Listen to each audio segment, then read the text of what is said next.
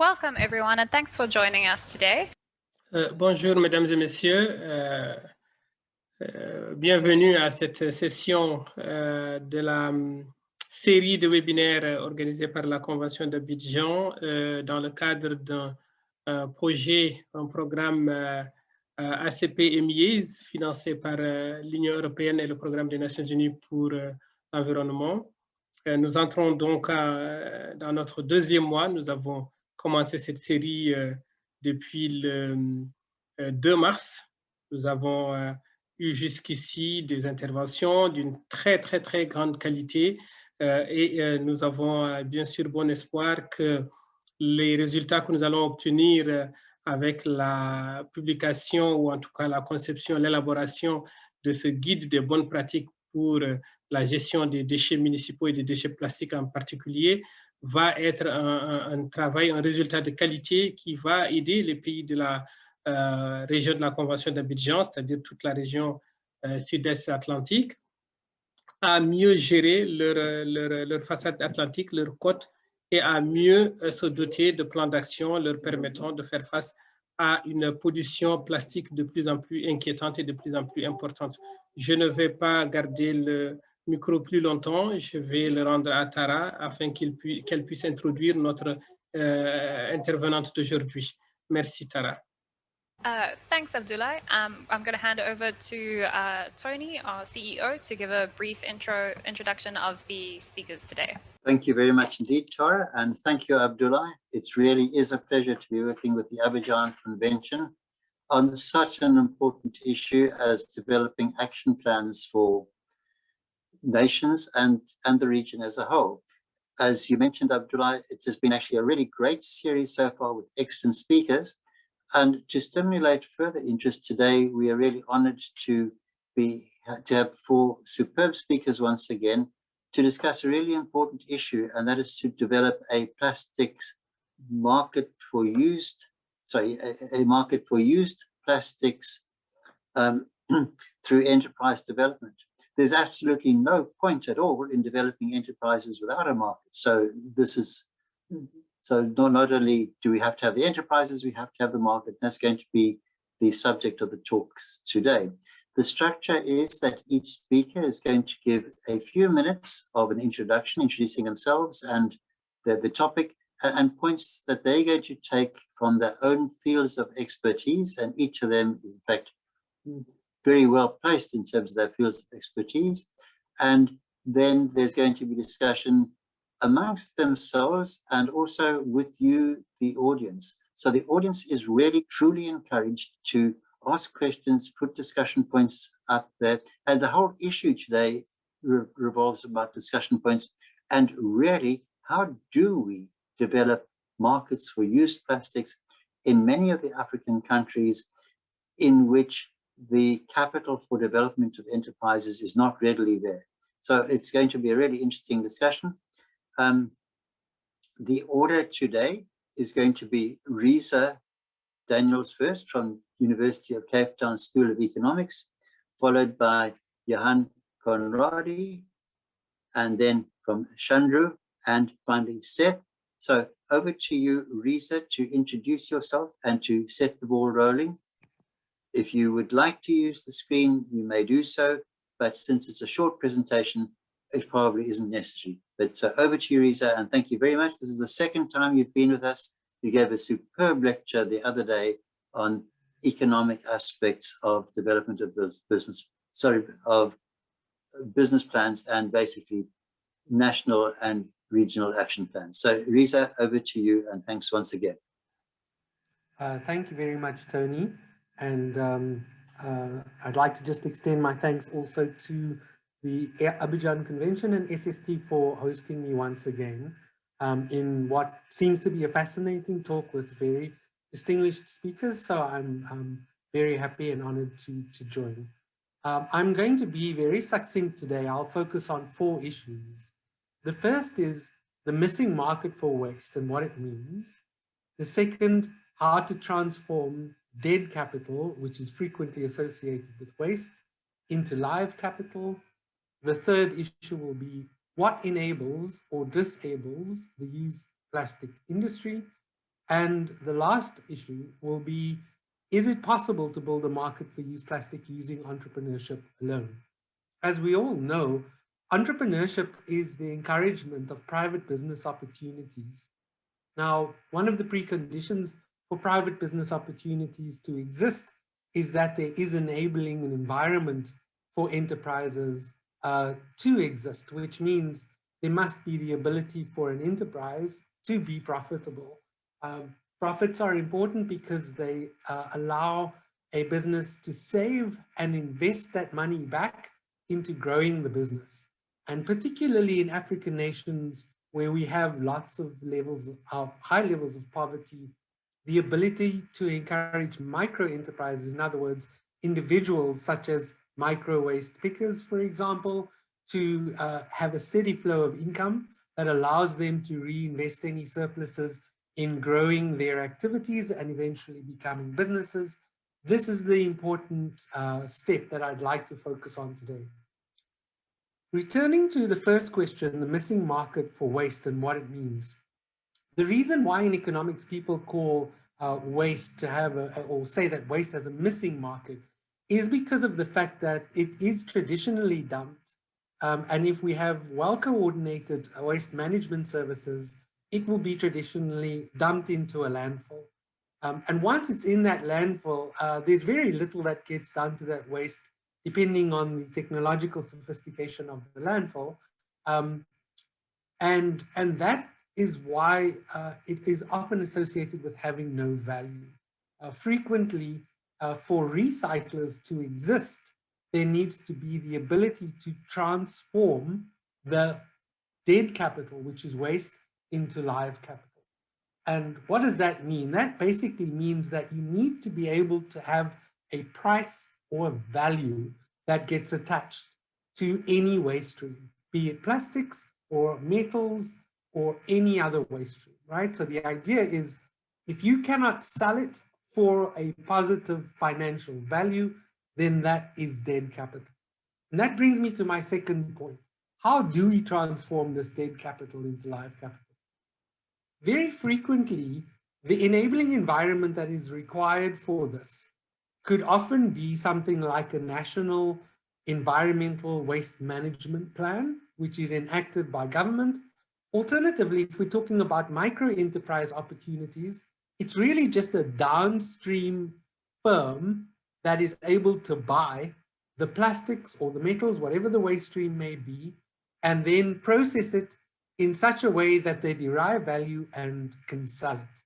So we've often seen, without any government legislation at all, a lot of metal recyclers coming up. And the reason that that's possible to do without an enabling legislative environment is because the technology to melt down metal and recast it again into substitutes for virgin materials is already there, and it's available if an entrepreneur has sufficient capital. But for that micro enterprise waste picker, there must be someone to buy the actual waste. And that then requires, for an industry such as used plastics, that requires technologies that can beneficiate those plastics. Now, those technologies are very much things where we've seen historically waste to energy technologies is where plastics are often used. And in order to get waste to energy technologies successful, you very frequently need an enabling environment.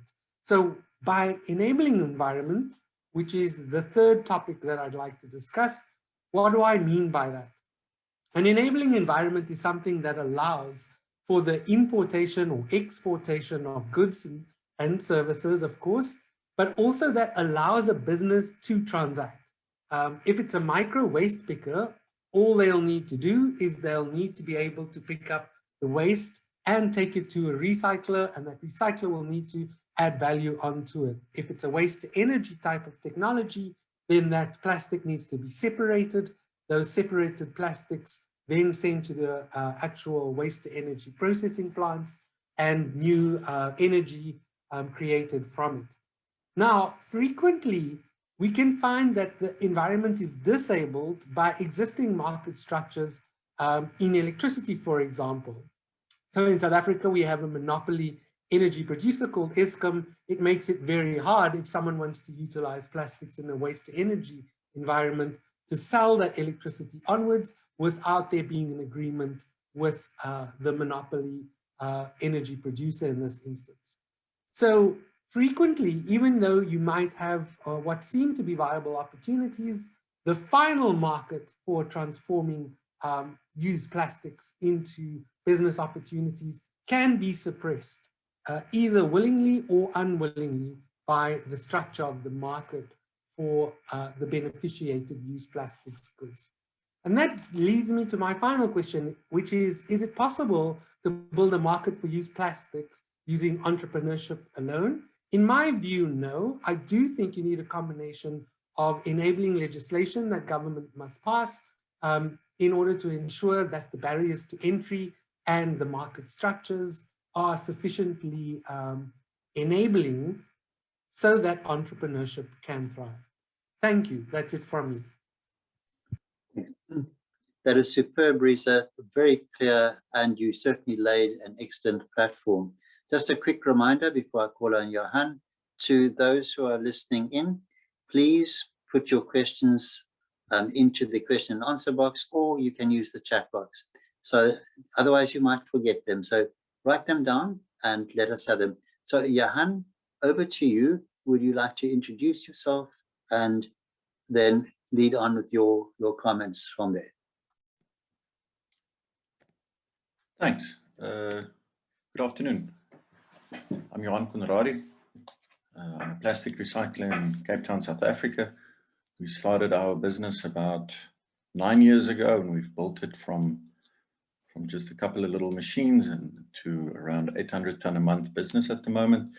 So hopefully that serves as a good example of what can be done with a little bit of will and a bit of capital. I'm also the chairman of the South African Plastics Recyclers Organization. I also sit on the Plastics SA board, as well as on the steering committee of the South African Plastics Pact. So I basically live and sleep and dream and eat plastic, well, not eat, but plastics every day. I'm going to share a bit of just a few pictures with you, just to give you some background on what the industry in South Africa looks like. And I think it's a good model for any other country to follow at this stage. At the beginning of our industry, we have our waste collectors or waste pickers, depending on how you want to define them. And they're the guys that go out and mine bins, they mine dump sites, they mine households, they mine everywhere for recyclables. The important thing to realize, though, is that recyclables can't just be plastic. The amount of time and effort that these collectors would have to go through to collect just plastic would take them days to make enough money for whatever purposes they are looking for. So what you need is an environment where plastics can live with glass, metal, paper, and all these other things simultaneously, and that just makes everybody's lives and the whole infrastructure and process a lot simpler. In the South African context, the next step would then be what we refer to as a buyback center, and that's where everybody comes with their plastics, their glass, their metal, and as you can see here, it's then sorted and baled into the different substrates. Whether those substrates are different types of plastic, or in this case, different types of PET. You can see there Chandru's beautiful brown and green, his favorites. On the right-hand side, some polypropylene in the middle. And if you go there to the left, you can see the paper sticking out, and around the corner, you would most likely find the metal, the glass, all those other things. These guys, the buyback centers, they're most likely the most important component of this process, as they are the people that has to split the different plastics into the recycling streams and send it to the likes of ourselves, who would then be recycling it. Obviously, by the time that it gets to us, it's got to be as clean as possible. We we don't want to do any further sorting. We definitely don't want any glass or metal, or in my case, I also don't want any PT in there. And from there, our process is then basically to do a bit of a secondary sort, grind the plastics a bit, wash it, and extrude, which you're seeing on your picture, it back into little pellets. Those pellets are then sold to customers who then produce new products from them. So that's a bit of an overview of what the industry looks like in South Africa. I think it's a good model to use, and a model that can work in most countries. As the previous gentleman mentioned, there are two things that we've seen over the years, and we recently started a study with WWF to look at it. And there seems to be two very important components to make this happen. Number one is not just an enabling environment, but also a bit of a rigid environment that demands the use of recycled plastic, the use of recycled paper, the use of recycled glass, and kind of enforces it on the industries and on the businesses in the country. And the other thing that I'd like to talk about today is demand for plastics. We've all, well, a lot of us have done some economics in our lives, and we know that if there's no demand for a product, then there's never going to be any supply for it. And what we often see is that it's a feel-good thing for many brand owners and many retailers and even governments and so on to always want to push plastics up the stream. It's always a bit sexier and a bit prettier to create another buyback center, another collection system, all these things, because it looks pretty. It creates beautiful pictures, it creates good headlines, but in the end, if that plastic has nowhere to go, what we see in countries like Europe and the US is they refer to it as wish cycling. Now they don't have buyback centers, but they have those curbside recycling, and very often it's just a more expensive way of taking the same waste to a different landfill.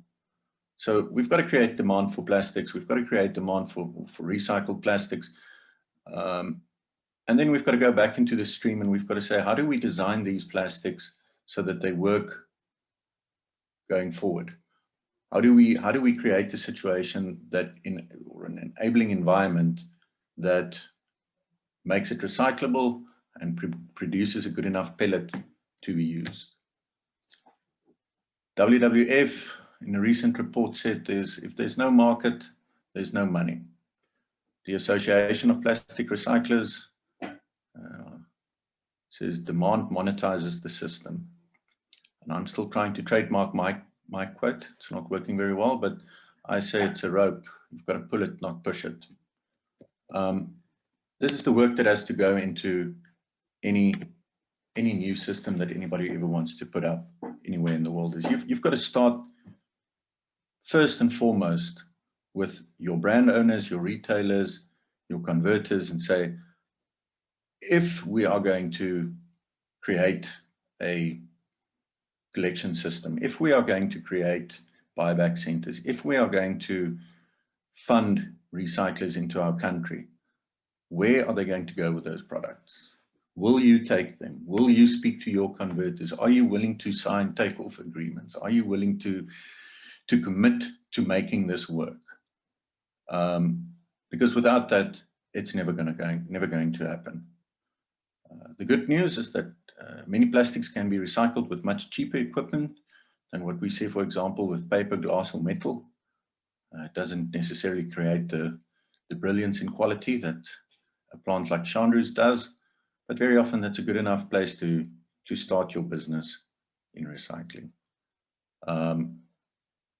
We've also always got to look at how do we price that plastic? How do we create a system that continues to work? Because what often happens in these systems, and specifically with recycling, is that there's always the big bad wolf, virgin plastic looking over your shoulder.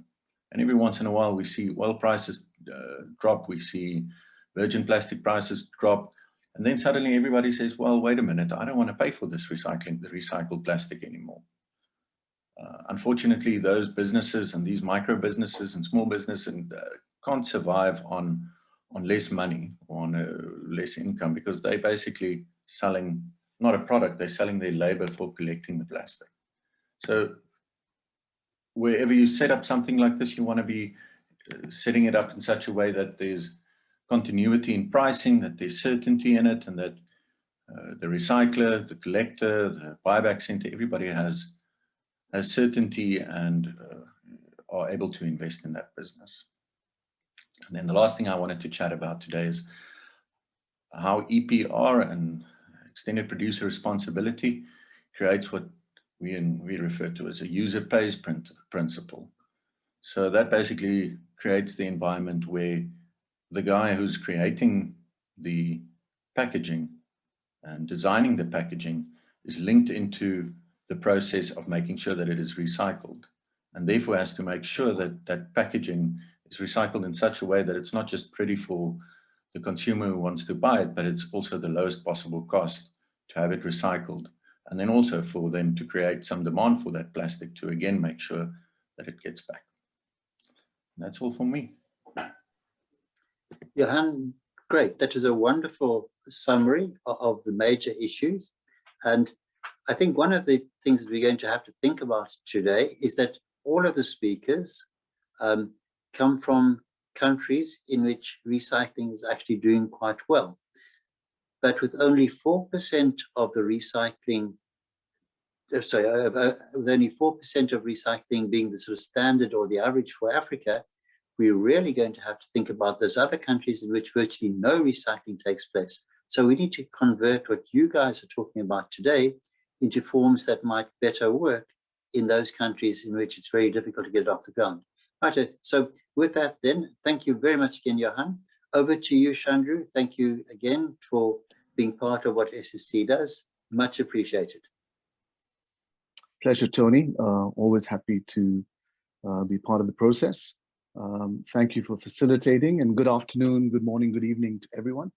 I'm just going to focus on the enterprise development side of the value chain, which is, I think, the purpose of today's session. How do you facilitate and enable markets that will promote products made from recycled plastics? I'm primarily a PET recycler, have been for the last 20 years. For us, it really all starts with the design. And I think, to Tony's point, what works in South Africa might not work in the Ivory Coast, might not work in Ghana, might not work in East Africa.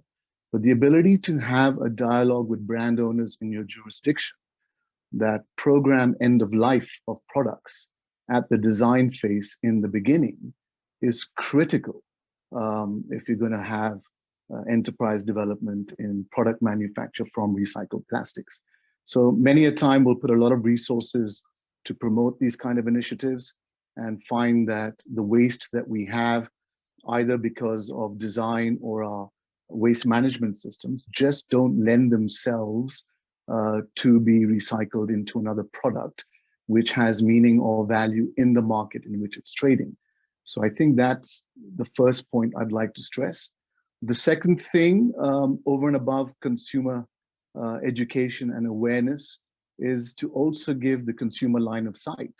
We hear it very often globally, it's not unique to South Africa. How do consumers know that a product has actually been made from recycled plastics? There's obviously a lot of greenwashing going on out there.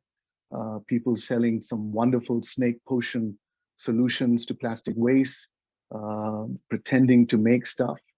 I think if the consumer can't have line of sight to validate that the product was made from recycled plastics, it's hard then to promote those markets. And number two, I think it's a good thing to have them part of the process. I think especially younger consumers, millennials, Generation Z, are almost willing to pay a little more for products that are made from recycled, but they need to have line of sight to have that validated.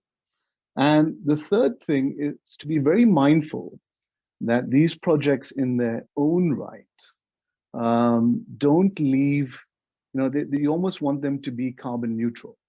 So it's wonderful to take plastic waste or any waste, I imagine, and go make products from it.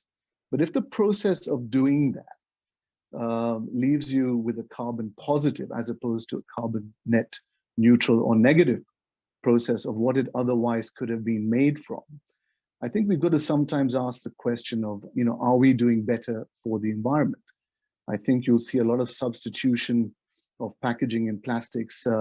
For example, water in a box, Tetra Pak, or water in a can, or substitution to glass. A lot of those have their own environmental impacts when you substitute from plastic. So any market development or enterprise development into those kind of markets, I think will also have to stand by their own environmental and carbon footprint, and be able to qualify that what they're doing is a net benefit to the environment.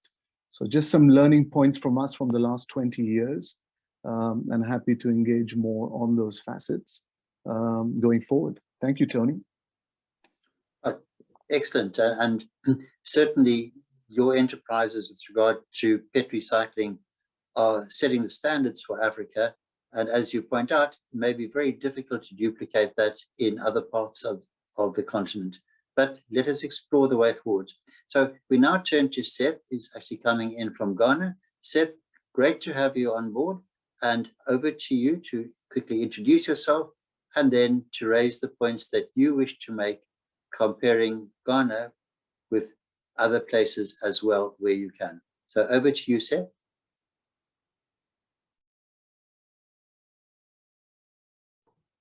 Well, thank you very much, Tony, for the invitation and for making me part of this program.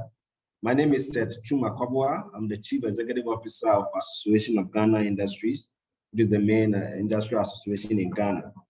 And we have come out with a program for the past 3 years or so we call GRIPE, which is basically a recycling program, but it's actually a combination of things. The history behind it, and I think it's very important to mention this, and it reflects on what we're discussing. The history behind it is that at some point there was a threat to ban plastic usage in the country because it was polluting the environment so much, and our gutters were getting choked with plastics. So there was, a lot of complaints about it. The government decided to ban the use of plastics. But as industry, we were concerned because our members are using plastics. There are members who are producing plastics, so many of them in the value chain.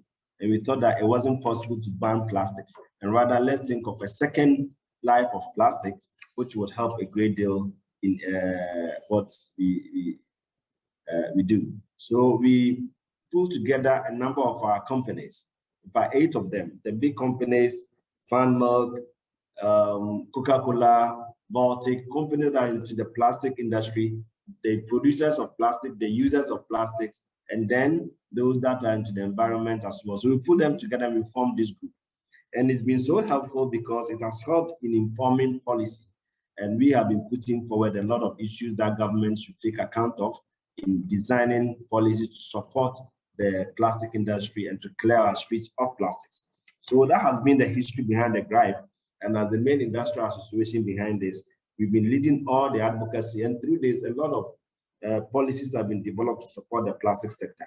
Now, the question of building a market for used plastics through private enterprise, I think is very important. And it brings for a number of questions.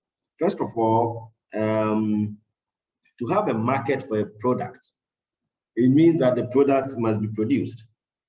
And the main raw material for that market then becomes the used plastics. Now, how do you collect the plastics to make it available for the producers? That is the first question. Now, if the producers also have the plastics, the raw materials, they have to convert it into finished products, and there must be market for their products. So that is the other question. Having the raw material is not enough, but you must be able to produce, turn it out into different products, and that product must be available in the market and must be used by others. So there must be a market for that as well.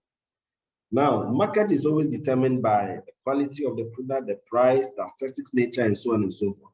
So the big question that we have been asking ourselves, which has formed a lot of the things, has informed a lot of the approach we use in Ghana, has been, can a typical enterprise come into this business and then carry on the entire chain to the end on commercial basis to create a demand for his product?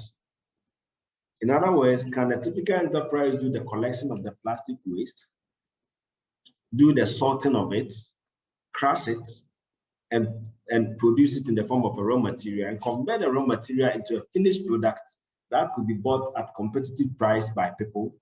If we can have that, then we have no problem, because then in that case, the entire value chain is working, and then there will be no question as to why we should even bother about, because there will be demand for it. But the reality on the ground, at least as far as Ghana is concerned, is that it is at this moment not feasible to commercialize every aspect of the chain at this moment. And therefore, intervention becomes very important. So intervention at the waste collection stage, we think is very important.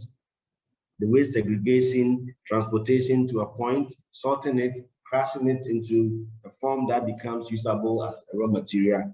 And then the production of products from plastic itself also may require intervention. And then the final end is the marketing. So at each of these stages, there could be intervention. And as private sector advocates, we always talk about what role our government and policymakers can make, and then also look at it from the private enterprise level. We speak as business people, and as business people, if you are not getting return on your investment, you will not invest. And therefore, interventions at these stages are very important.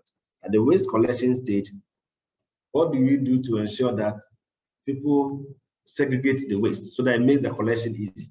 What do we do to ensure that the transportation and the collection systems are working? And indeed, under GRIPE, what we did was that we actually made our members come in to this area and intervene. Because our companies are relatively big companies, some of them are multinationals, they set up buyback centers, and they actually supporting small enterprises to buy back the plastic that people have collected. And then we are encouraging the setting up of crushing centers. But all these are being supported by the companies. Government has now come up with a program to help and intervene in the collection, because that is the major part of the challenge. And if you ask private enterprise to do the entire thing, they will have difficulty in achieving the results that we all expect. So there are difficulties along the line, but we think that plastic has different products. Plastic waste can be produced or turned into several products that will be usable: roads, tables, chairs, several furniture, several other areas. However, it may not be commercially viable at this stage to do the entire chain. And that's where the intervention comes on very strongly. The other question is, which enterprises are going into the plastic production, using the plastic materials as a raw material and producing into different products? At this moment, we don't have very big players in the country doing this. It is a small enterprise that are trying to do something. And they have challenges of the business environment in terms of cost of production, energy cost is high, in terms of access to finance, which you don't get access to long to medium-term capital, in terms of the inadequate supply of the raw materials if it is not properly organized. So only small enterprises are doing this. We need to have big companies that have some muscle and investment capacity to raise it to the level where we can have consistent and regular production of these plastics. So there are questions that are being asked. Should we continue to encourage private companies to go into this venture? We will say yes, we encourage private companies to go into it. But then, if at the point of collection and segregation of the waste, transportation and crushing and making the raw material available, we don't have intervention at government level, at policy level, then that becomes a problem. In Ghana, I'll be ending on this point. In Ghana, government came up with a tax regime we call the environmental tax, and it was imposed on all plastic, the granules, the raw material that are imported into the country. And the idea was that we should be able to mobilize resources through that and use it for plastic collection. This will make it cheaper for collection, and then others can then intervene in the other stages in the process. Unfortunately, we have had complaints about the use of the tax, and we are still advocating.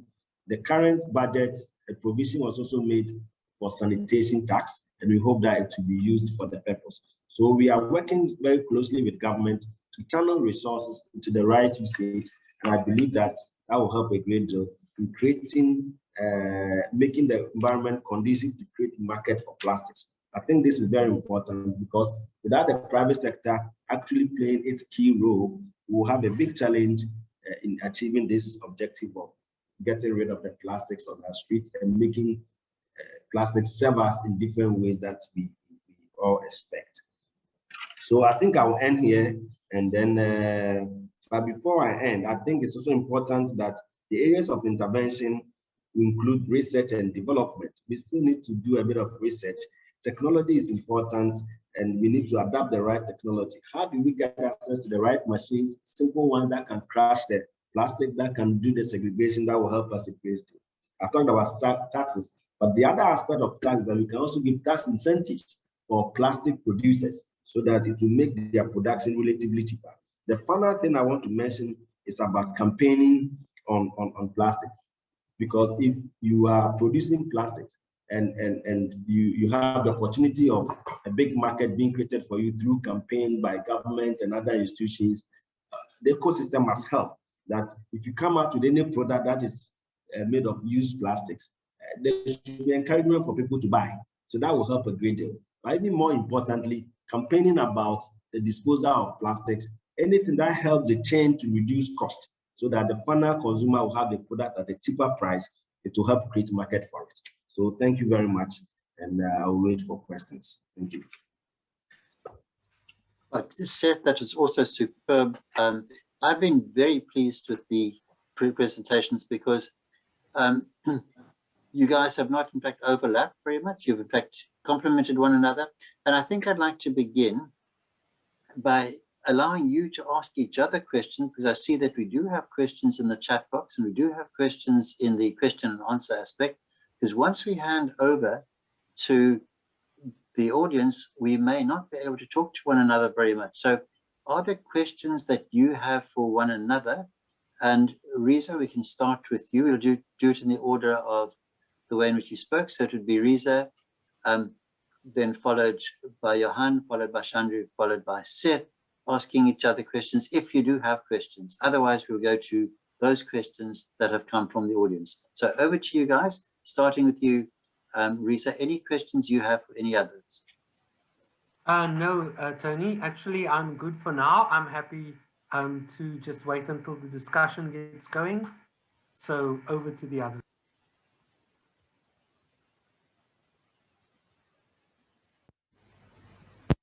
Sorry, Johan, do you have questions or comments for any of the others? Yeah, I'd like to ask Reza what his thoughts are on the, let's call it, income structure of waste collectors. And you know, there's a lot of talk, and specifically now with the new EPR legislation, that it should be subsidized in one way or another. What are your thoughts on something like that as an economist? Thanks for the question. I do think that, you know, with EPR especially, the idea is that there are many different ways to structure EPR. So historically in Europe, you could get, you know, original equipment manufacturer EPR. So that's very similar to the way in which some industries work, where they take back their products directly, especially, for example, in the cell phone industry now, with Apple introducing these kinds of schemes. Then there's also, you know, creating some kind of voluntary third-party organization, which is much like the current plastics in South Africa is. And then there are the external third-party EPROs, which are funded through some kind of fee on manufacturers. All three potential models have merit, to the extent that the state should further subsidize beyond the cost of administering, that can be justified on the basis of saying, when you're trying to also almost make this dead capital live capital, you sometimes need an intermediary to help facilitate that. And extended producer responsibility can be that intermediary, which is very frequently useful at the beginning stages of setting up waste beneficiation value chains. The principle, though, is that these intermediary organizations must be phased out over time as the markets for whatever waste stream become more mature and the link between the demand side and the supply side is more seamless. So, initially third-party EPROs are great to help set up a waste management infrastructure, but they work themselves out of existence over time, at least they should in theory, so that the market can operate more cost effectively. I'm not sure if that answers the question directly, but please let me know and I'm happy to elaborate. Thank you, Johan and Reza. Chandru, do you have any comments or questions for your teammates? Just one for Seth, if I may. Seth, do you not see the possibility of duplicating best practices from developed markets like in South Africa, or possibly assistance from a regional standpoint? You have a big neighbor close to you, I think, Nigeria, who probably have a lot more plastic waste. Is there any dialogue of being able to develop these end-use markets in collaboration with your neighbors? Well, thank you. We always try to pick knowledge and information from different practices, which could help our work. Indeed, we've made contact with people in Nigeria and other places. But so far, we've not really, in South Africa in particular, we've had contact with some organizations. In fact, indeed, when we started, we had visits from some organizations in South Africa who came to give us an idea of how they organize their system. And we learned a lot from it. So that has helped a great deal. What we have not been able to do is mobilizing investments from these other countries for actual investment into the plastic chain. But in terms of knowledge and information, we have picked a few. So far, it's informed us of a lot of the things we are doing. But I think that our companies, because they are also multinationals, they also get access to information from their sister companies in other countries. So for example, Coca-Cola is in different parts of the world, and they are picking information and the best practices and bringing it to bear. Farm Milk is doing the same. Dow Chemical is part of it, and they are also playing different roles. So we actually try to pick information from different sources, and it's really helping. But we've not developed a model out of any particular country which we say this is our target country in terms of best practice, and we are focusing on that. We have adapted our own system, which is working pretty well, but of course we still have a long way to go because the collection rate is still not that high. That's the only challenge. Thank you. Thank you. Seth and Chandru. Seth, it's your turn to ask any of your colleagues if they have anything that you would like them to answer or any suggestions for them. Well, my question would be, if anybody can answer, in the case of South Africa, I'm just trying to find out the extent of involvement of the individual companies in this whole arrangement of dealing with the plastics, especially the, not the producers of plastic, but the users. What is their role? To what extent are they supporting? And to what extent are they helping with the policy development and shaping policy around this whole plastic value chain? The example of South Africa. To what extent are the companies supporting, cooperating, and making either resources and information available to help in the value chain plastic? Thank you. But Chandru, you and Johan are probably best placed to answer that. Excuse me, Tony, before moving forward, excuse me, is it a message for the translator? could you please check your material, your tools, because it's noisy. Thank you. Non, quand on va dans le canal français, il y a un bruit de fond incroyable, donc on dirait que c'est un réacteur d'avion, on ne vous entend pas bien. Merci.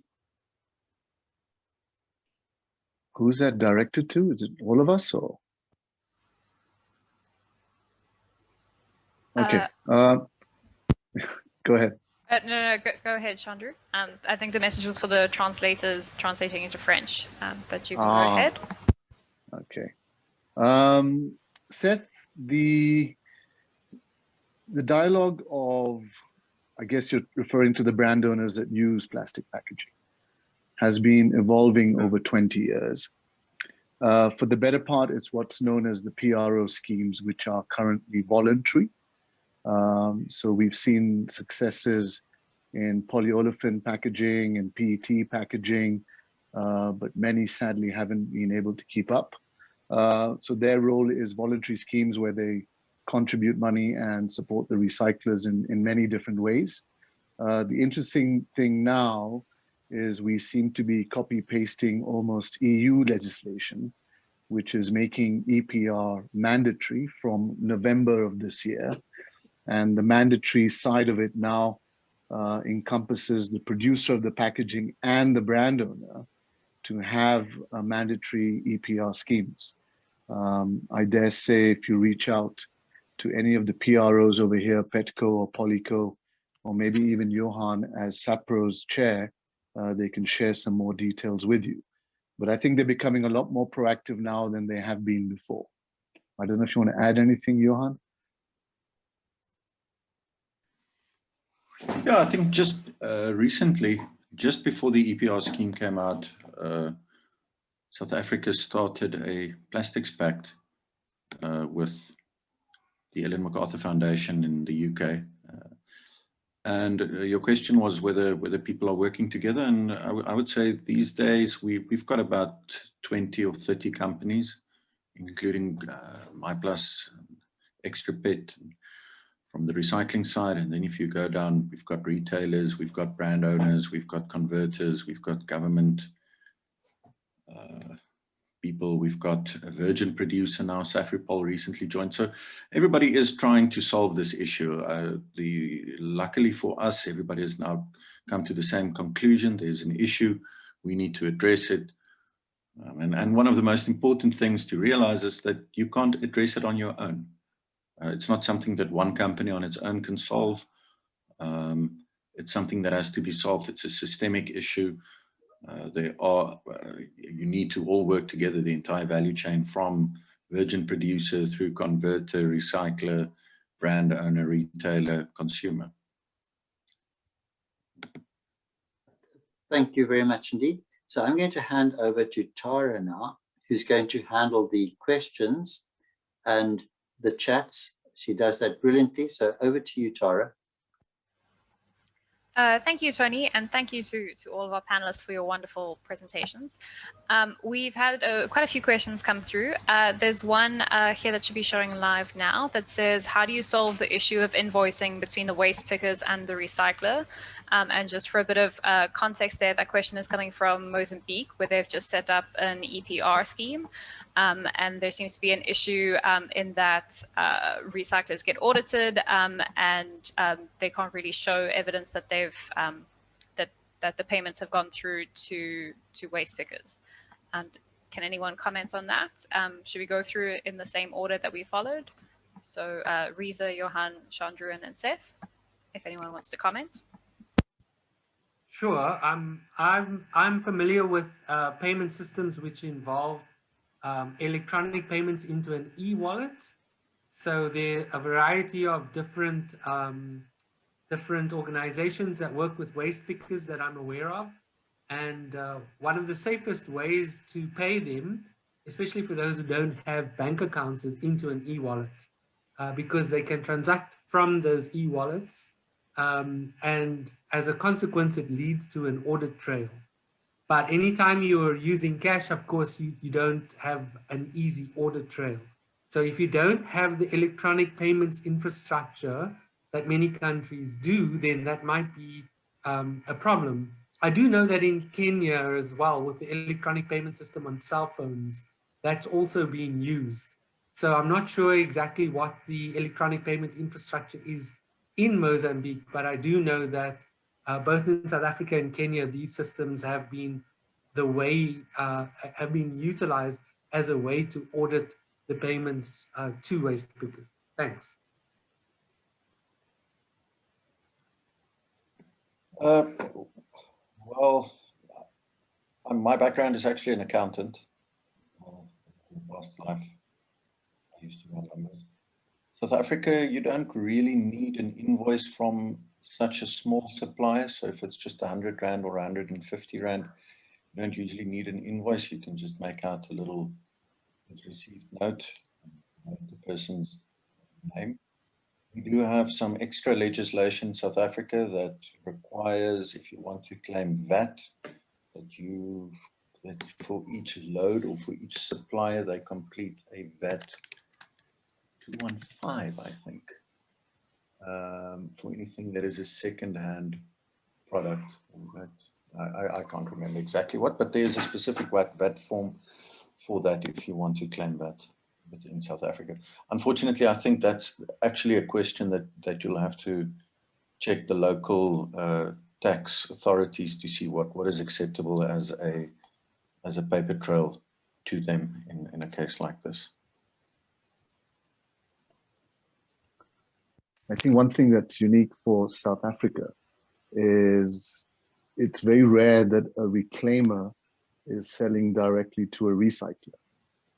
Even before we started our recycling business in the year 2000, there was a very evolved, developed collection market where there are a lot of companies that, as Johan was alluding to before, collect many recyclables, not just plastics. And they kind of manage that part of the business. So from a recycler, we're buying on a VAT invoice from a supplier who's dealing directly with the reclaimer. And I think in time, that's what will probably evolve in other markets as volumes pick up and people see opportunity to come into these markets. Thank you.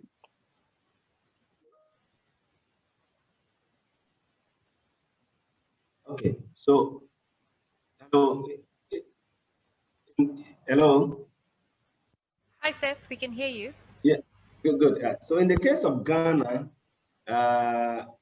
we basically do cash-based. We have a number of buyback centers where the collectors of waste plastics send their collections there, and then there's a tonnage price that they give, not too expensive, but at least it's good for the collectors. And then based on the tonnage you bring, then you pay, and they pay cash, basically cash. We are now working with the different platforms to develop electronic system of payment. But at this moment, the buyback centers have permanent place of collection, and then they created a small office. So when you go there, you get paid for it.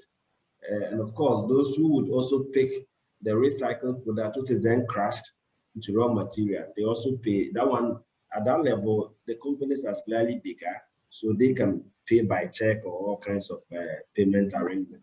But we don't have an electronic system of payment for the waste collectors as of now. Thank you. Thank you, Seth. There's another question that says, did you manage to leverage the value chain within the EPR in South Africa? I'm not sure if the three of you would like to comment. And then Seth, could you comment on the circumstances in Ghana? Okay, so from my side, I don't know what you mean leverage the value chain specifically, but one way in which there's been an initiative by an EPR here to start working and encouraging people to bring and separate waste and bring it in is through an initiative which is a private sector initiative called Packaging, where the Extended Producer Responsibility Organization, Polyco, helps finance an entrepreneur to have a mobile buyback center and to collect waste in townships separate that waste and then take it through to recyclers. So that's one way in which the value chain is effectively being extended to ensure that there is, in underserviced communities such as townships, where you don't get municipal waste collection, you have a mobile buyback center that does the job and then transports the segregated wastes through to recyclers. So that's an example here of how the EPRO facilitates the development of the value chain. But that's just one example that I'm aware of. I'm sure my colleagues will be able to share others. Thanks.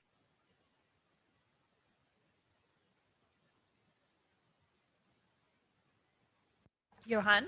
Well, in the case of Ghana, it's not entirely different from what a colleague from South Africa just said. We try to connect a bit with the different actors and different players in the chain. At a starting point, you have the big companies that are supporting the collection. And as they collect it, we have the buyback center set up by some of the other companies. What we have tried to do is that we try to avoid duplication of effort so much, especially in the same vicinity or enclave.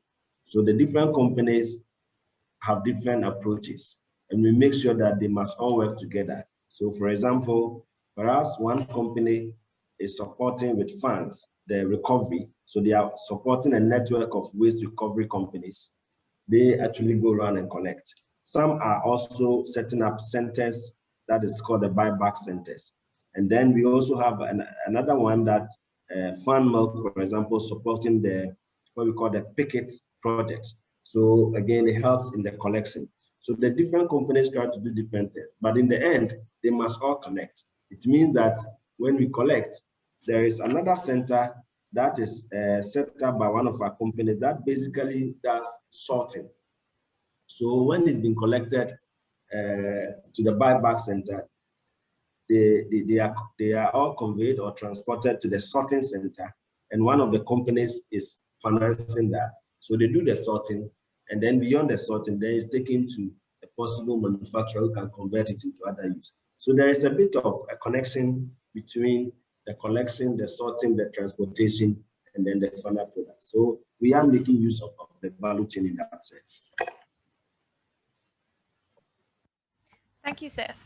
Johan, Chandru, do you want to comment on that before we move on?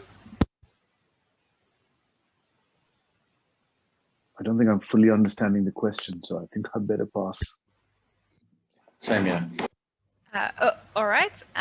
Then the next question that came through is, what are the minimum conditions for processing plastics? Is there a demand today internationally apart from the Chinois market? I'm not sure if I'm pronouncing that correctly. So I won't be able to contribute on this one. Thank you. Chandru, were you going to comment there? Yes, I didn't want to steal anyone's place, but there's definitely an international market for recycled plastics. However, if you're not familiar with the Basel Convention, it looks like they're going to make things more difficult, not easy. That's putting pressure then on countries to come up with their own solutions. We already have examples of some countries who have banned the import of waste plastics or recycled plastics, like China, India, and others. So while there is an international market, you'd have to be careful about over-relying on them for your long-term goals and aspirations.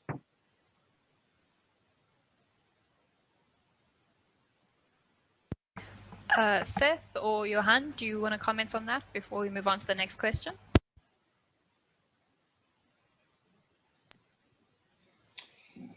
Yeah, there are international markets, but it's usually better to keep it circular within your own environment.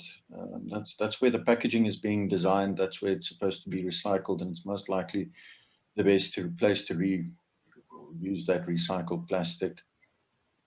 Again, to make sure that link between how the packaging is designed and reused at a later stage remains.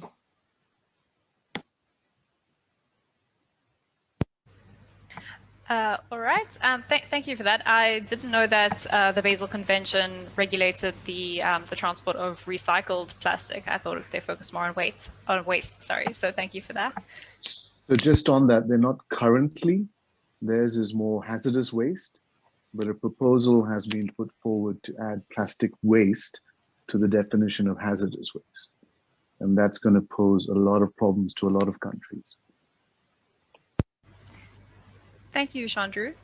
The next question is the failure of these programs is due to the absence of the minimum conditions, which I have just mentioned. The NGOs can play a very important role in these programs.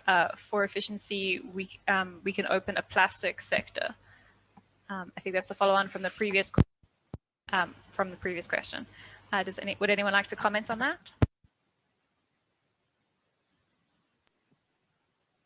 I'm not sure I fully understand that one, so I'll pass. Thanks.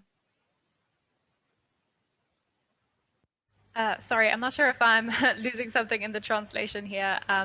For Zachary, who sent the question, if I'm mistranslating, please let me know. Otherwise, would anyone like to comment? I mean, when you hear the word failure in the system, it's a given.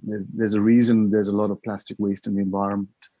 There's a reason, I don't know if it's 8 million tons a year that leaks into our oceans, is because of failures in the system. I think the reality, though, is it always comes back to us as individuals to be part of that. So I don't know if that's partly addressing the issue he raised. I don't know if it's something more specific, but yeah, would agree that there's definitely failures in the system globally.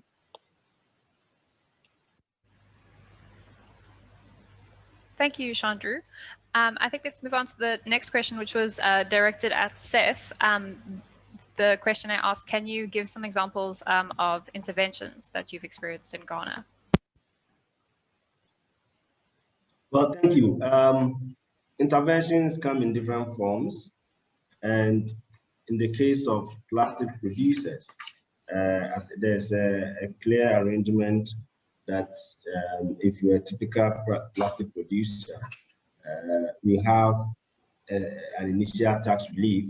So if you start your production for the first 5 years, even if you are not making profit, you wouldn't have to be paying taxes on your final revenue declared. And then also, even when you make profit, you can also plow back into your production.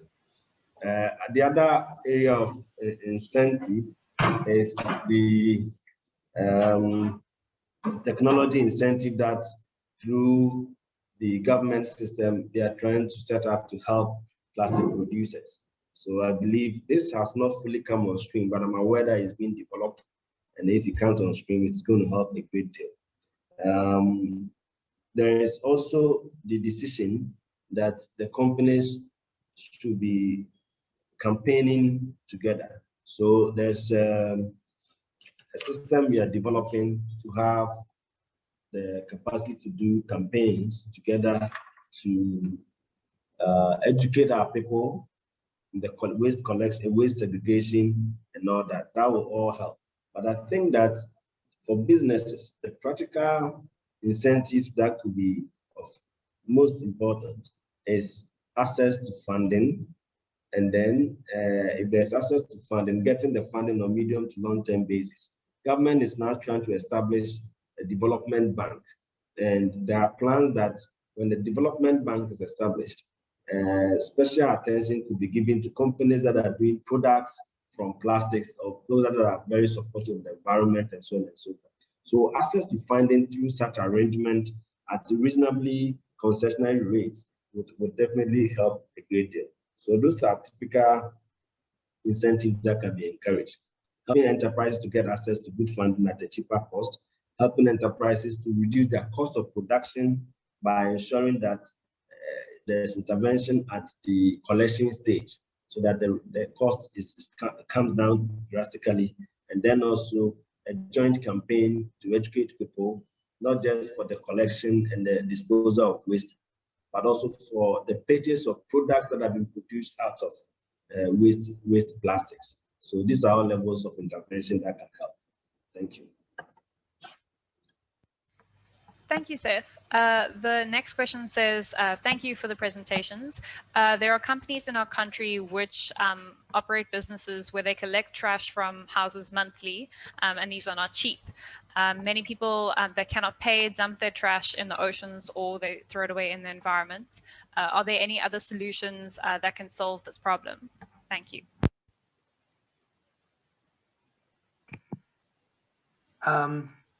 So I'll talk about some examples, perhaps from India. So this depends on who's doing the collections. So if it is a private company and the cost of their collection services are too high, then if it's not prohibited by some form of municipal bylaw or otherwise, what can happen is that government can assist in some way by providing certain stations where the community are encouraged to dump their waste rather than exclusively allowing the private sector company to be controlling waste collection. And what that does is it really just ensures that that waste, or it lowers the probability the waste is dumped in the oceans or in some other terrestrial environment. It's really important here that there is an interaction between government and the private sector on things like waste collection. And each country will have different legislation that enables or disables the private sector and or the public sector to work together. So one of the things to investigate in your country, if this is a problem, is who's doing the collection. Are they a private company or not? If they are a private company and their costs for their services are too high, is it possible to get some level of government involved, such as municipal or provincial or state level government? And if not, is there an alternative private sector company to provide some competition in order to drive prices down? So it would be very dependent on local circumstances in that country. Thank you.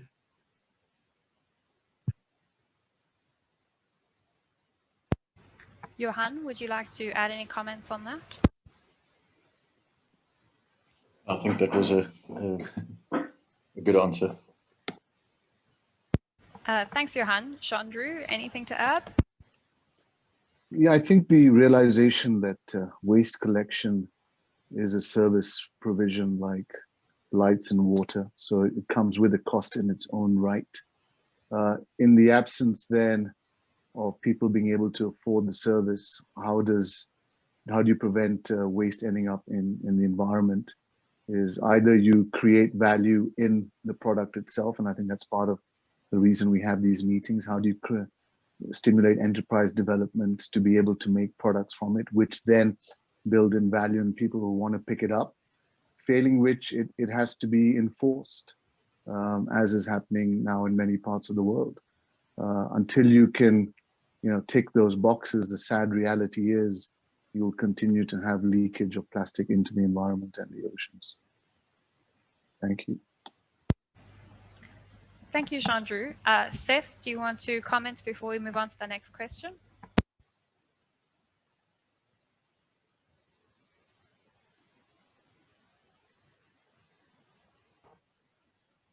I think it's well answered. Let's move on to the next question.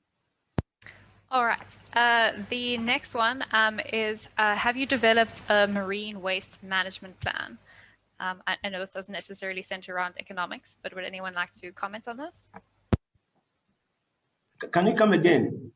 Have you developed what? Have you developed a marine waste management plan? Okay, marine waste management plan, okay. So here, I think it would be excellent to ask Tony to actually talk about these. I think he'd be best placed, at least from my perspective, to be able to answer that one. That seems unfair.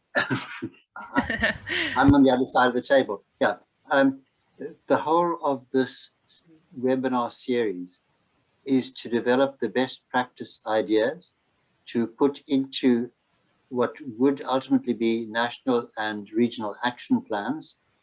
And then we'd recognize that because things are different in different countries and their circumstances are different, as I mentioned earlier today, for example, we're looking at South Africa and Ghana, which in fact have a fairly good recycling record, whereas other countries are at zero recycling, if, as was pointed out in the Africa Waste Management Outlook, the Africa, on average, recycles only 4% of the plastics. That being the case, it means that many countries do not have recycling at all.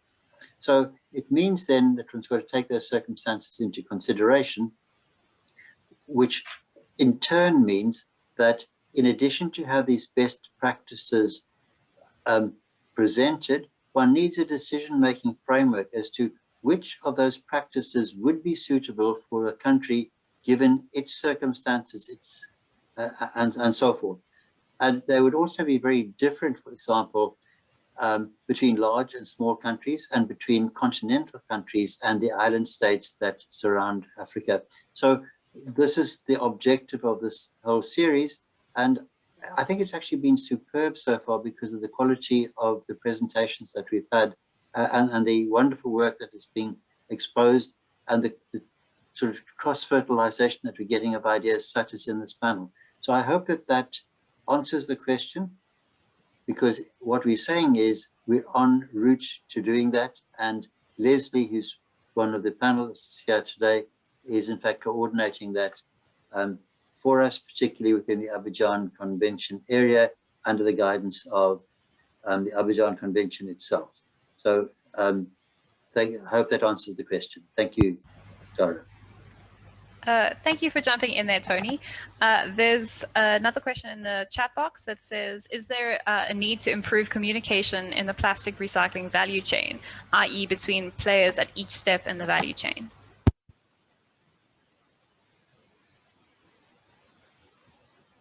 Well, I think for communication, it is always very important to improve it.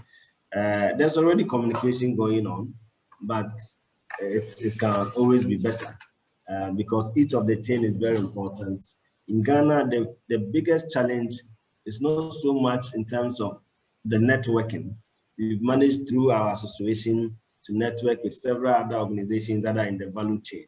And therefore, occasionally we meet to discuss issues. So communicating to the entire chain is not so much a problem. I think the problem is the logistics to make things happen. And because each of the stage, it is not commercially viable. People are doing things either as NGOs or companies that are also just prepared to help because if there should be a threat of ban, it's going to affect their products. And of course, they're also concerned about the environment, so they also put in some effort. So these are voluntary companies that are also helping. It's not mandatory. The only mandatory aspect is the environmental tax that are paid by companies that bring in the plastics. And we thought that is the kind of resource that could help in ensuring proper communication, and if it was properly directed at specifically to support the plastic value chain, that would all help to improve the communication and everything that we do. So one cannot say that we've reached sufficient level of communication. We can always improve, and therefore it is important that the various chains work perfectly well. So that is fine, but we still have some gaps that need to be filled. Thank you. Thank you, Seth. Would anyone else like to comment? All right, we can move on to the next question, which was, what support do businesses in the plastic recycling sector need from governments and industry? Should we go back to the original? Oh, Johan, sorry, I see you were about to say something. As I said, demand. Legislative environment plays a major role, enabling, but also maybe being a bit more pushy. And the businesses need to, Chandru very eloquently spoke about the original design of the packaging that you want to recycle and making sure that it is recyclable and fit for the recycling industry that you have in that country. And then demand, creating demand for it, whether it's primary packaging, secondary or tertiary packaging. It doesn't always have to start with a milk bottle back into a milk bottle. It can also start with a yogurt tub back into a plastic crate or a pallet or something. So just creating that enabling environment, but there's no silver bullet for this. There's no answer that's going to solve this issue in any country in the world within months or years or anything. It's 5, 6, 7, 8 years to build a sustainable industry, and during that time there's going to be a lot of support needed from everybody in the value chain.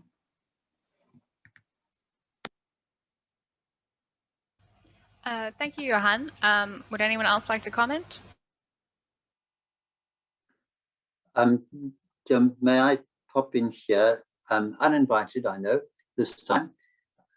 I think that what one also needs to do, and I'm bringing together the question before on communication and linking it also to understanding, the fact that we have some countries, particularly small countries, that do have waste accumulating in those countries. And it's basically, as I guess Reza would say, it's basically dead capital because it's not recognized that it has a value. So we do need to communicate in terms of the opportunities and let it be known. But then you also need to find a way in which an enabling environment, as Johan just mentioned, can be developed within those countries. So an A needs to recognize that the plastic need not be, in fact, have dead capital or no market value. We need to find the market value for it.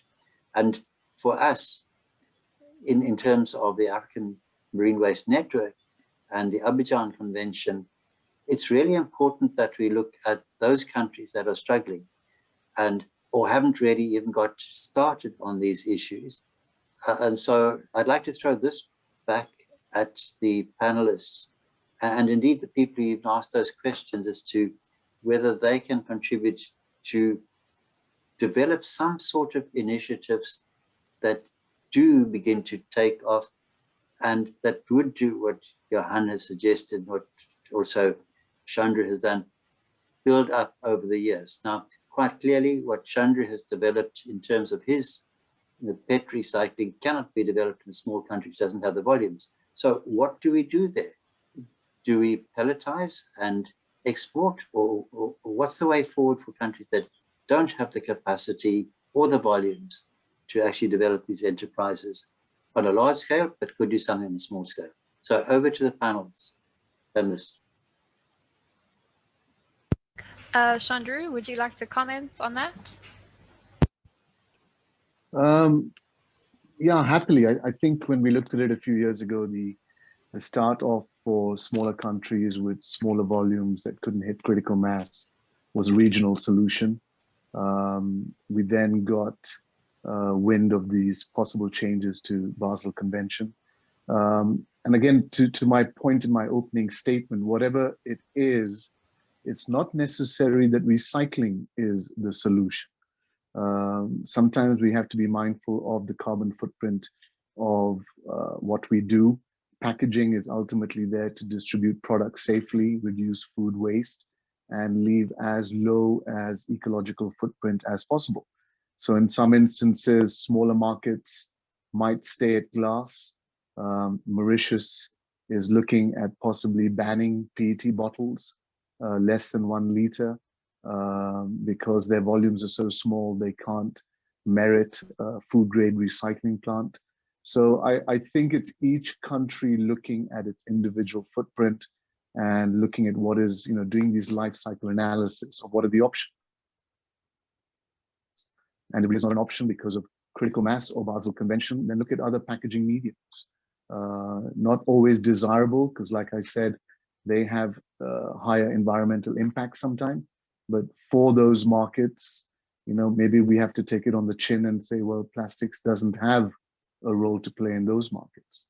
Otherwise, it'll be awfully difficult for the smaller countries to get going, given their lower volumes. So just some thoughts. Thank you, Chandru. If no one has any other comments, we can move on to the next question.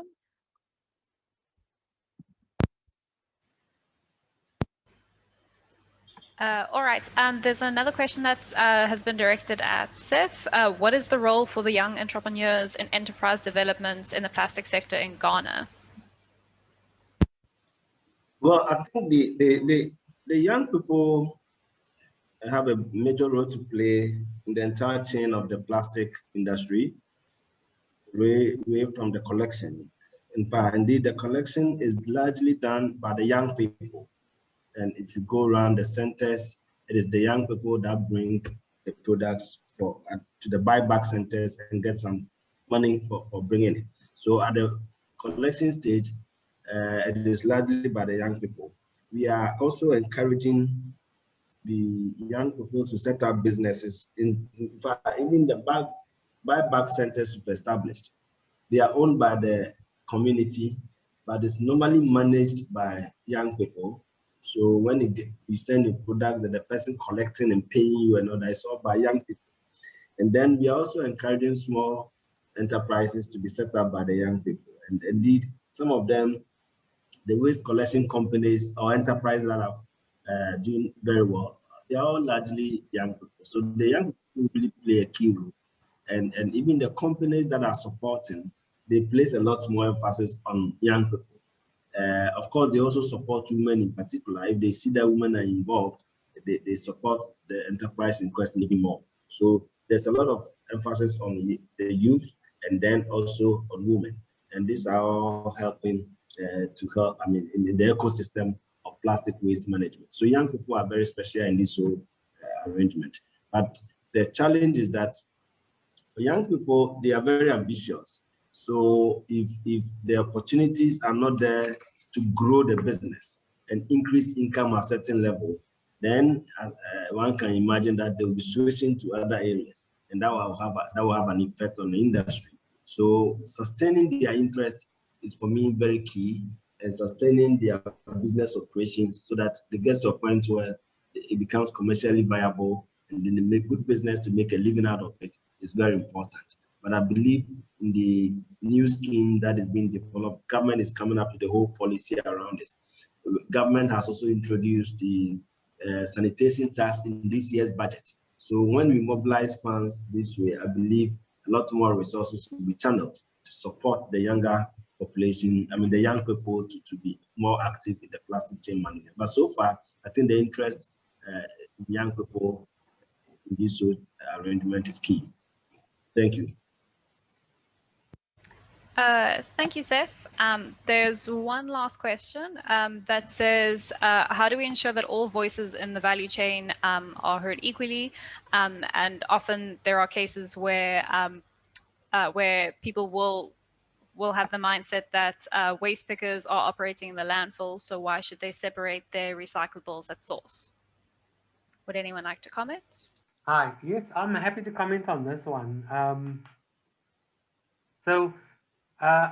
I think in this sense, you're talking about unequal power differentials between people like waste pickers who, by necessity and without having any other options, have to go and separate waste inside of landfills where it's an unhealthy and unsanitary environment, but they're there because they don't have any other employment opportunities.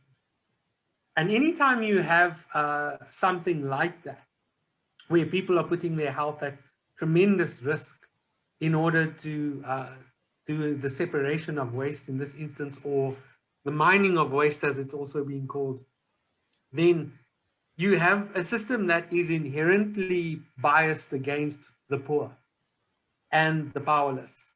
So when we see examples of this, it is the responsibility of stakeholders to try and create forums where representatives of waste pickers do have a voice.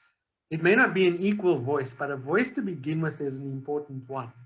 And that's a responsibility both of organized private sector businesses who are interacting with government, but whose very existence partly depends on the ability of these waste pickers to get products to them.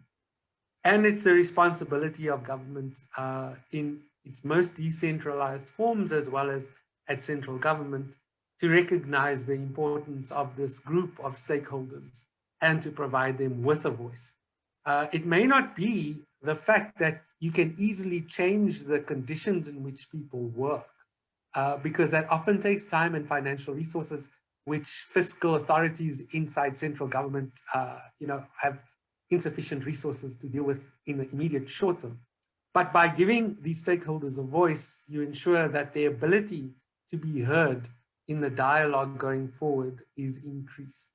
So my answer in short then is that it is a responsibility of all stakeholders, private sector and public sector, to try and ensure that waste pickers do get a voice in each of the countries where they operate. And there are lots of nonprofit organizations internationally that can give examples here. And I'm talking, for example, of WIGO, the Women in Informal Employment, Globalizing and Organizing.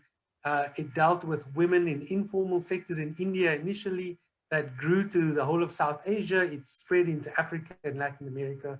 It was an example of how nonprofits can play a tremendously powerful example of organizing those individuals who don't often have a voice. And my contention is the same should be done with waste pickers as well. So forming nonprofit organizations, trying to link up with international networks, these are important ways to provide a voice to those with unequal levels of power. Thank you. Thank you, Reza. Johan, would you like to add anything to the last question? Sure, I'd like to just add a slightly different angle to it as well. What Reza says is very true, and very often there could be some problematic scenarios and something like that. But there's a different angle to waste pickers that a lot of people don't take into consideration, and that is the fact that there's absolutely no barriers to entry. And it does create a bit of a fallback net for the unemployed. There's a way of creating an income once you're in a position where you've lost your job, you might not have anything to do. And you always have to be careful that we don't take that opportunity away as well by creating barriers for people to enter that market as well. Obviously, you don't want to be in a position where they are, sorry, I'm running out of English right now, it's too close to Easter, but where they are taken advantage of. But having said that, as I said, it's always good to also make sure that you don't create unnecessary barriers to entry. Thank you, Johan. Chandru, do you want to add anything? Yeah, I mean, a very delicate topic. The irony of giving voice to waste reclaimers are, insofar as they were the disenfranchised before.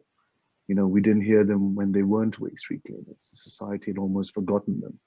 And now it's encouraging to see that, you know, we recognize they need to have a voice. And I think that's a reflection of the scale of the waste problem out there and the realization that they are critical, especially in an African context.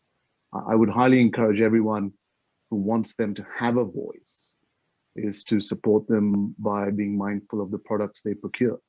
If we're not buying products that are made from recycled content, how does that feed down the value chain? Otherwise, we reduce them back to the plight that they had before they became a waste reclaimer.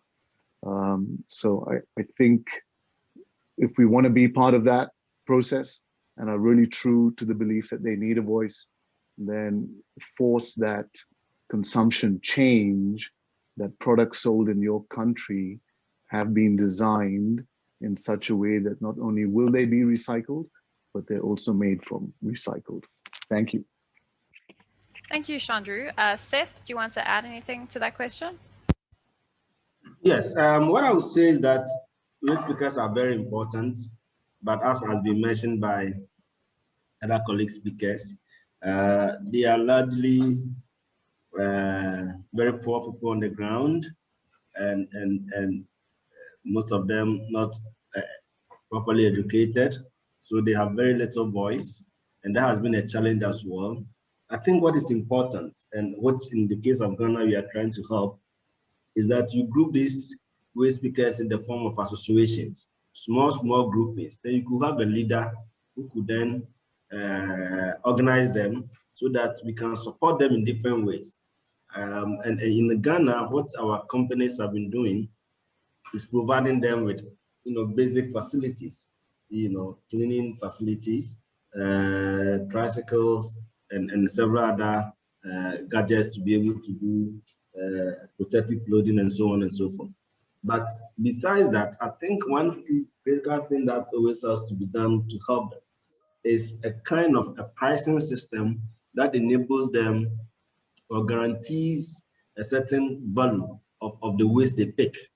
If it is purely based on commercial rates, and then most of the buyback centers will not even pay them for it, because the value subsequently is difficult to obtain.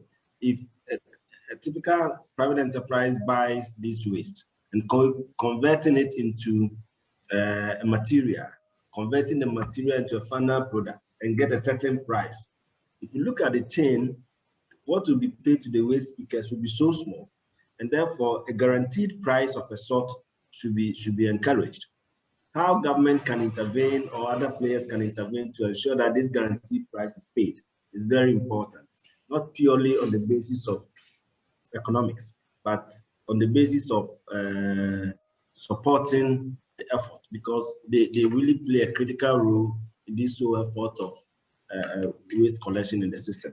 So two things: formation of associations or groupings so they can have a collective voice and well organized is important, and then a guaranteed price of a sort, agreeable by all, is also very important. And then the system of payment. System of payment in Ghana, we don't have a problem. We are very cash-based economy, so it is easy for them to go send their products and get some cash immediately.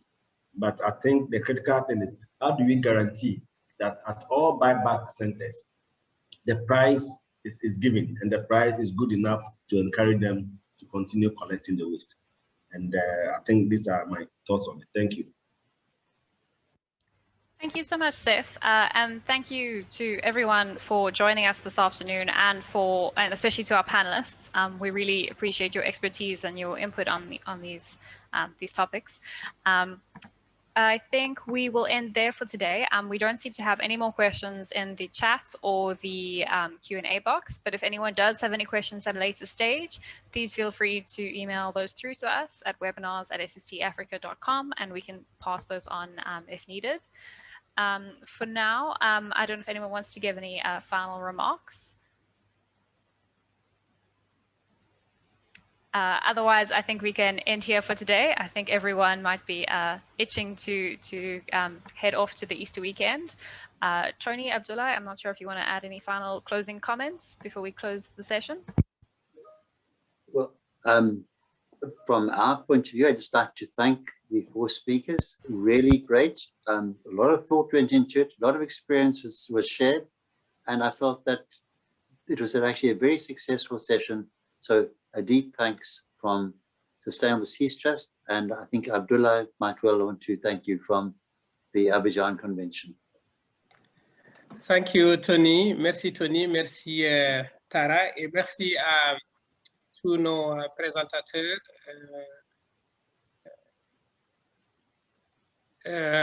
Nous avons entendu ici des interventions brillantes qui nous ont montré toutes les opportunités que nous pouvions trouver dans le recyclage des déchets plastiques. Je crois que si nous continuons comme ça, arrivera un moment où on cessera de parler de déchets plastiques, mais plutôt de matières premières plastiques. Parce qu'effectivement, tout est question de perception.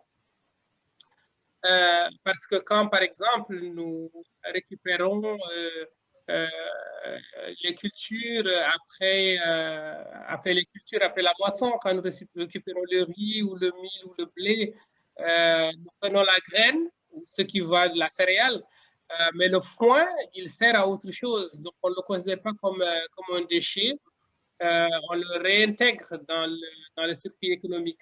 Donc, je crois que si nous avons cette perception-là, si les investisseurs, les capitaines d'industrie perçoivent le plastique usé, utilisé comme la matière première pour autre chose, et s'ils réalisent qu'il y a une opportunité à faire du bénéfice à partir de ces matières-là, je crois que nous changerions de perspective et de paradigme. Donc, j'ai bon espoir. Merci pour vos interventions. Je suis sûr que le document que nous aurons à applaudir à la fin de cette série pour la région de la coopération d'Abidjan sera encore une fois de très bonne facture. Et nous aurons notre mot à dire dans le débat international qui est engagé aujourd'hui pour la lutte contre la pollution plastique, aussi bien quand il s'agit de l'élaboration des plans d'action au niveau national ou des cadres régionaux, ou même pour le traité international légalement contraignant dont il est de.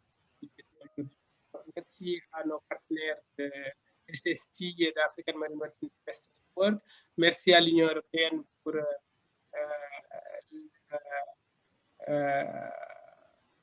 merci à l'Union européenne pour le soutien financier. Merci à l'Union Environnement aussi. Merci à tout le monde. Au revoir. Bonne soirée. Thank you, Abdullah. And again, a special thank you to our panelists for your time and your expertise today. For those still with us, we do have another session on Tuesday. There will be an email going out about that shortly, so please keep an eye out for that. The same registration link can be used to register for Tuesday's session as well. So we look forward to seeing you all there. And I think we'll close here for this afternoon. Thank you so much, everyone, for taking the time to join us this afternoon. And for those celebrating Easter, we hope you have a wonderful Easter. And for the rest of you, please enjoy your long weekends.